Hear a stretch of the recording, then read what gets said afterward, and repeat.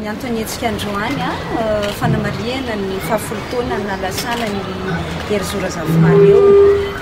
raharany loatra raha ny Antoko freedom no manao izany fanamariana izany satria everina fa fatona melakafatra izany Delire mareo izany voataiza voavolavola ra politika an'izany Delire mareo izany ary azo melazaina fa izy nato izao anay ra politika dia tsy mahazo andeha tao hoe manadino an'izany fotoana izany izahay fotoana ampatsahivina hoe nisy lova ra politika izay ra ideolojika ihany koa izay napetrany tsy maintsy ataony fameloma maso azy na firotoana tsy aoriana. Ina le tena hoe afatra zany tafita tao anaty ny fomba fanaovana politika manaraka etika no nampianarina izany Delire mareo izany hoe foto-kevitra no toanana foto-kevitra no joroana fa tsy olona kory no antony anaovana ny politika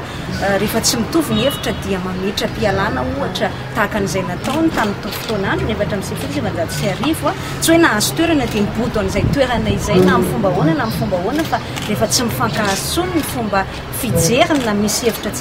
tsy tovizana dia fomba fanaozana fametra-pialana izany eo fanaovana politika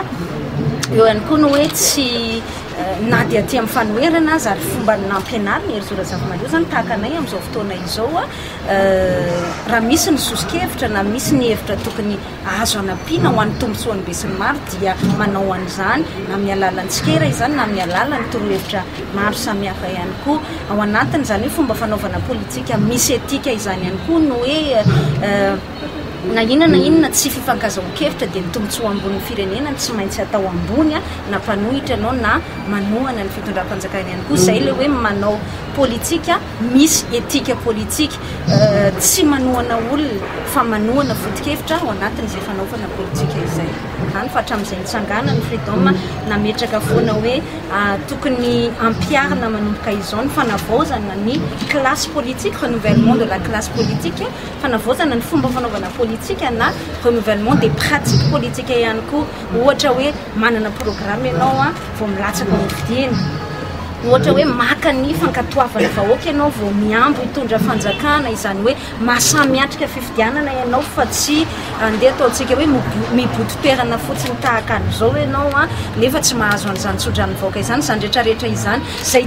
tsapa hoe tsy misy amin'izao fotoana izao dia mahatonga zany ianao hoe lasa ao anatina arina anankiray maloto amin'le hoe fanaovana politika efa maloto eto amintsika ny freedom dia izay no mahatonga anay hoe miady mba hamerenana ny asiny izany fanaovana politika izany hoe azo atao nge manao politika amin'ny fomba madio azo atao nge manao politika mitaiza vahoaka ho tian'izany politika izany azo atao nge manao politika hoe metra ao anaty fitondram-panjakana ianao fa afaka mametra mpialana rehefa ohatra misy ny tsy fankazaon-kevitra azo atao angeny manao politika tahaka ny hoe miasa ho an'ny vahoaka fa tsy hoe mameno ny posinao fotsiny ihany ary izay no matomatesanay amin'izao fotoana izao farany dia hoe tsy maintsy miomana vao mitondra firenena zahay izao dia te hitondra firenena mazava satria izay mba manana ny vinam-piarahamoninay manana programme-na gouvernementanay manana document fondateur hoe zao ny anay mba fomba fahitanay an'izany fitantanana ny Antoko izany raha te hitondra firenena ianao dia manana an'izany rehetrarehetra izany dia miomana izay mandritra ny fotoana lava izay vao miatrika an'izany fitantanana ny raharaham-pirenena izany na izana izany anefa raha misy azonao atao tolo-tanana ho an'ny firenena dia tsy maintsy atao izany satria izay ny antom-pisiny le manao politika manasoa vahoaka.